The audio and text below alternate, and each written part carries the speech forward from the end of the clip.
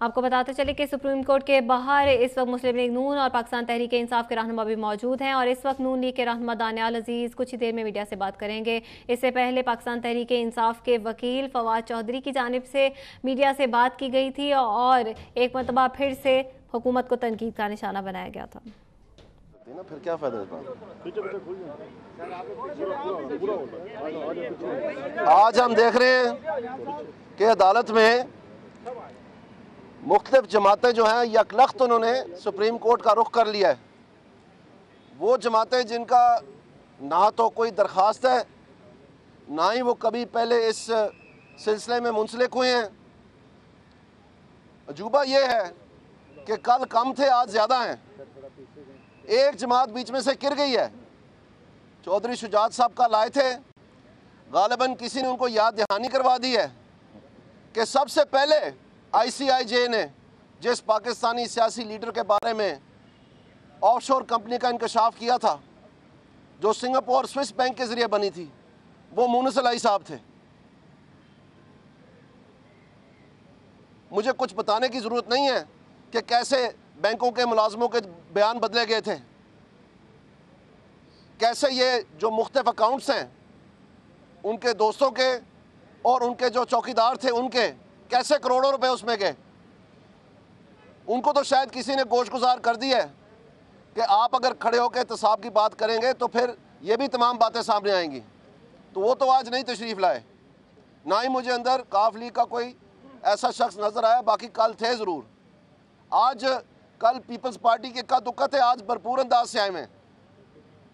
मुझे नहीं मालूम है कि वो जो 230 अरब रुपए कराची के करप्शन और टेररिज्म के दरमियान जो नेक्सस बनाया गया था, जिसके तहत आसिम हुसैन साहब को गिरफ्तार किया गया था, पहले दहशतगर्दी के इल्ज़ामात में और उसके बाद नैब के इल्ज़ामात में।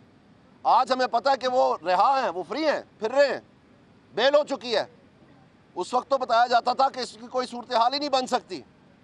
जो ओमनी ग्रुप के ऊपर छापे मारे गए, यहाँ तक कि एक बैंक के ऊपर भी छापा मार लिया गया क्योंकि उनका ओमनी अकाउंट का इश्तिहार लगा हुआ था।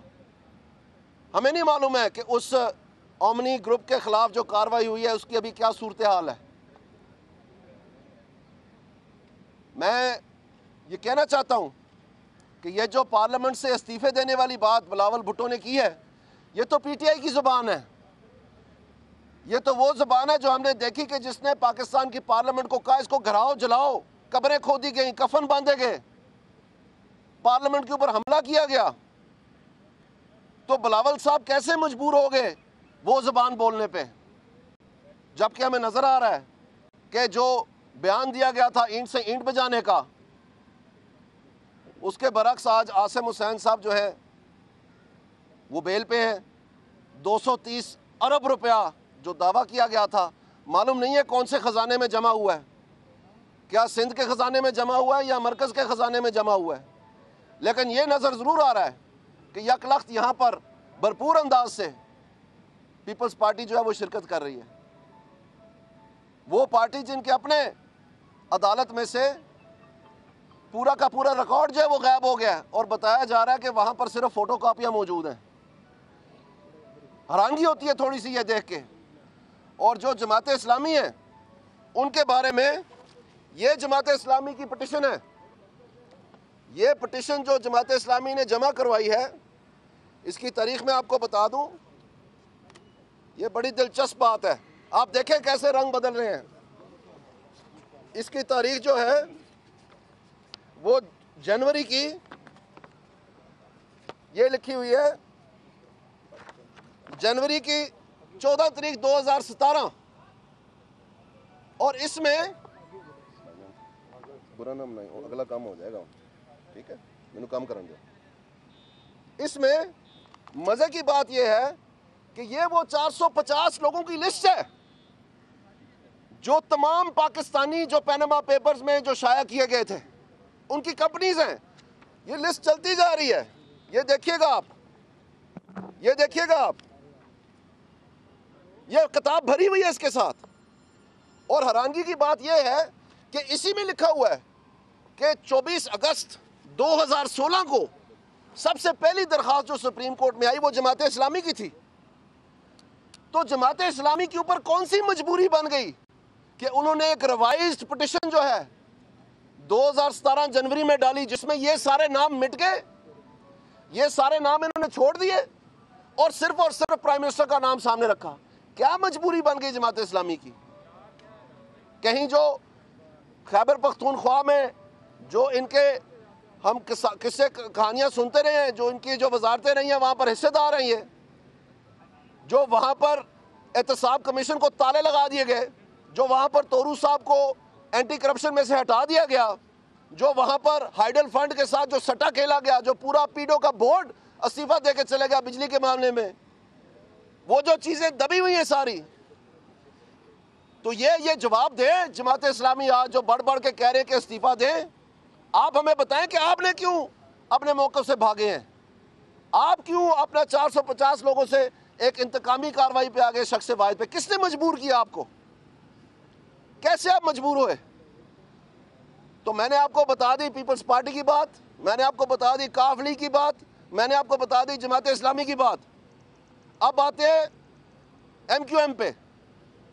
इंतहाई अदब और एहतराम से MQM में जो जिनके तमाम तर दफ्तर जो है वो मस्मार होते हुए देखे हमने, टीवी की जीनत बनी रही है, जो हर हफ्ते खबर आती रही है कि घर के ऊपर छापे मारे हैं फ़रूख सत्तार साहब के ऊपर, गिरफ्तार करके ले गए उनको, किसी शादी ब्याह में किसी खुशी गमी के फंक्शन से गिरफ्तार करके ले जाया जा रहा था। तो अब आप देखें वो तो नहीं सूरत हाल बन रही, तो इनका मुकदमे में नाम भी नहीं है, वो भी तशरीफ लाए हुए हैं, वो भी इस्तीफा मांग रहे हैं। जहां तक PTI की बात है, PTI का वकील कल अपने मौक़िफ़ से भाग गया, आज अखबारों की जीनत बना हुआ है। आप हर अखबार में देखें वो कहते हैं फ्लैट भी हम भूल गए हैं, अब living beyond asset and mean भी भूल गए हैं, और अब हम सिर्फ और सिर्फ कह रहे हैं कि जो पर्जरी हुई है, यानी अगर सुप्रीम कोर्ट के खिलाफ सामने कोई खिलाफ वर्जी हुई है या गलत बयानी हुई है उसका केस बनाया जाए। और यही शेख रशीद का मौक़िफ़ था कल कि सब छोड़ दें, सिर्फ वो जो है जो आपके सामने गलत बयानी की गई है उसको ले लें आप। ये उसका बयान था अदालत में, मैं कसम खा के कहता हूँ। तो आप देखें ये केस कैसे कैसे रंग बदल रहा है, किस तरह से ये केस जो है गिरगिट की तरह रंग बदल रहा है। और आज मैं सबसे मज़े की बात करना चाहता हूँ कि अंदर सुप्रीम कोर्ट के बहस ये की जा रही है कि जो वॉल्यूम 10 जिसको सीक्रेट रखा गया है उसमें कौन से राज दबे हुए हैं। मैं आपसे कहता हूं ये हिल मेटल एस्टेब्लिशमेंट वॉल्यूम 1 का पेज 103 है, पेज 103 हिल मेटल एस्टेब्लिशमेंट के वॉल्यूम के बारे में। और इसमें अगर आप देखें request for mutual legal assistance to government of KSA kingdom of Saudi Arabia, इसमें लिखा हुआ है JIT request the government of KSA on 31 May 2005, 31 May 2005 JIT भेज रही है म्यूचुअल लीगल असिस्टेंस की रिक्वेस्ट। ये कौन सा साल चल रहा है? 2017 चल रहा है। तो ये 2005 में कौन लगा हुआ था इस काम के पीछे, और ये JIT ने कैसे भेज दिया जो वजूद में ही नहीं आई थी? ये कोई सवाल नहीं बनता है। तो जब हमारे वकील कह रहे हैं कि ये सारा का सारा प्रोसेस जो है ये गलत हुआ है, तमाम तज्जियाकार कह रहे हैं कि 60 दिन में ये हो ही नहीं सकता, और ये खुद मुंह बोलता सबूत दे रहा है कि 2005 से ये कारवान जारी है कि किसी तरह कोई चीज मिल जाए। और सबसे मजेदार बात, ये वो म्यूचुअल लीगल असिस्टेंस का चैप्टर है, वॉल्यूम है जो सीक्रेट रखा गया, वो सीक्रेट है। और ये आप देखें, ये हिल मेटल एस्टेब्लिशमेंट का वॉल्यूम है जो JIT के रिपोर्ट का हिस्सा है। और इसमें वाज़ेह तौर पर मैं आपको दिखाना चाहता हूं,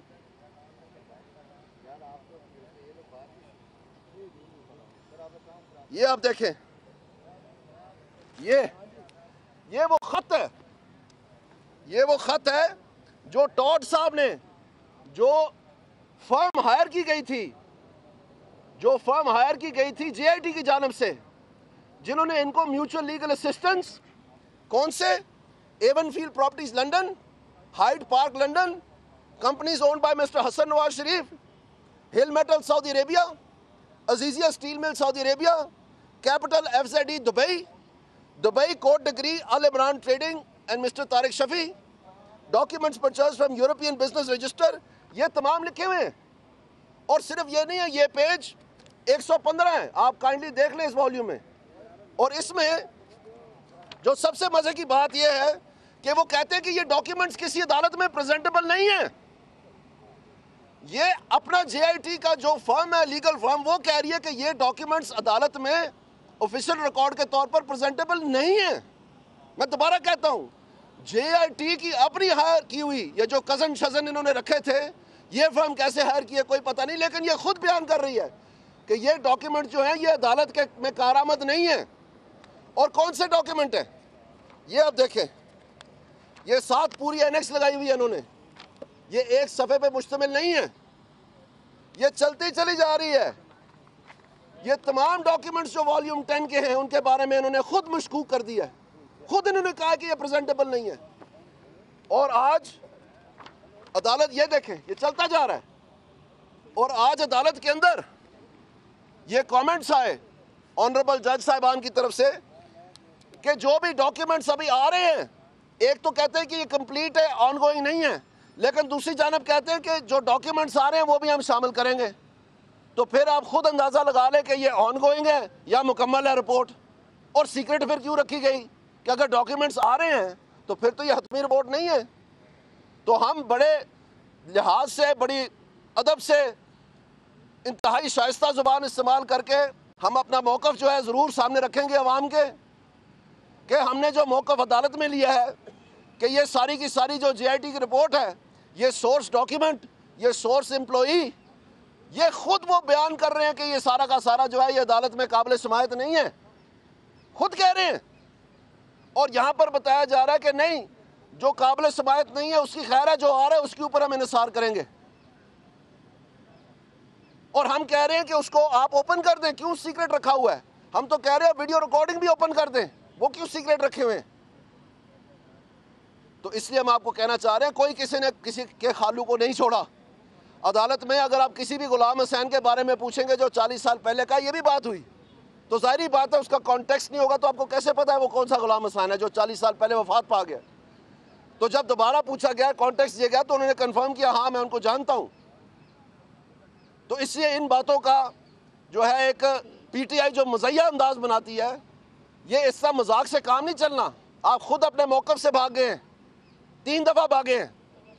जो जमातें यहाँ पर मौजूद हैं उनकी मैंने आपको इता पिता सारे चीचड़े उड़ा के बता दिए, और वो कैसे यहाँ पर आए हुए हैं, किस तरीके से आए हुए हैं, वो भी आपको बताया हुआ है।